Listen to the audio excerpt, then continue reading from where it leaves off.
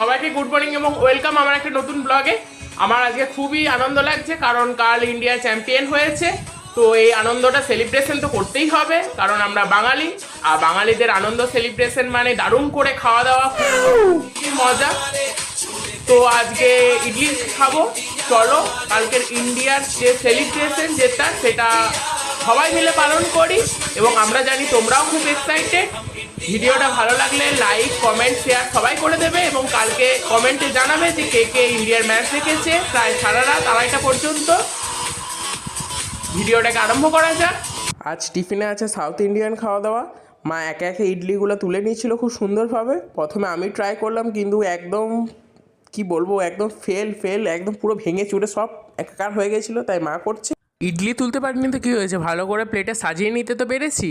তো চলো এখন আমি ভালো করে সাম্বার এবং ইডলি প্লেটে নিয়ে নিয়েছি, এবার খাওয়ার পালা। এখন একটু টেস্ট করে দেখি। দেখতে তো খুবই ভালো লাগছে, খেতেও খুবই ভালো হয়েছে, ইডলিটা খুবই নরম হয়েছে।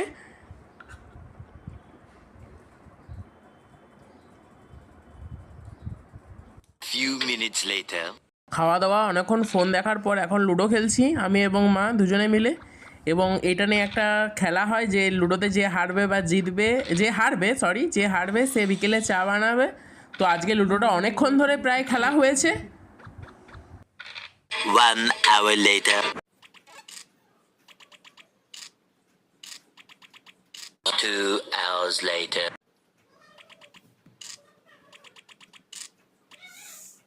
3 hours later.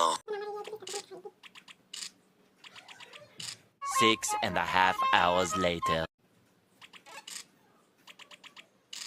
10 hours later. তো বন্ধুরা, আমরা বিরতির পর চান টান করে সমস্ত চলে এসেছি। চলো এরপর লাঞ্চ করা যাক এবং কি মেনু আছে লাঞ্চে, কি স্পেশাল আছে সেটাও দেখাবো। তো চলো, আমি চুলগুলো এখন একটু শোকাচ্ছি বলে এরকমই রেখেছি, তো এটা দেখে কেউ কিছু মনে করো না। তো মা খাবার দিচ্ছে, যাওয়া যাক।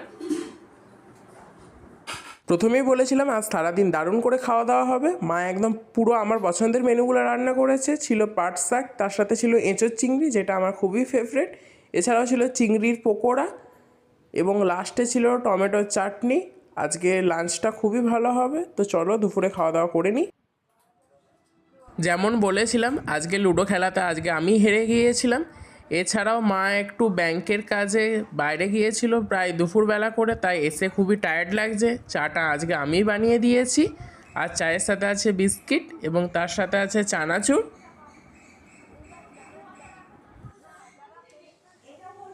अभी तो देखो आगे आगे होता है क्या। আজকে মা ভালো করে পাস্তা বানিয়ে দিয়েছে, অনেকদিন পর পাস্তা খেলাম। এটা হোয়াইট সস পাস্তা বানিয়েছে এবং ওপরে টপিকগুলো খুব ভালো দিয়েছে। আর সারাদিনে খুব জমজমাট খাওয়া দাওয়া হচ্ছে। তো এখনও এটা শেষ নয়, এরপর তো ডিনার দেখাবো কারণ আজকে ডিনারটা খুব স্পেশাল করে রান্না হয়েছে। আজকে মা ডিনারে করেছিল রুটি, তার সাথে আলু ফুলকপি ভাজা এবং চিকেনের কোপ্তা। এই চিকেনের কোপ্তাটা মা খুবই স্পাইসি করে বানিয়েছিল, যেটা খুবই খেতে ভালো হয়েছে। তো চলো এই পর্যন্ত ভিডিও শেষ।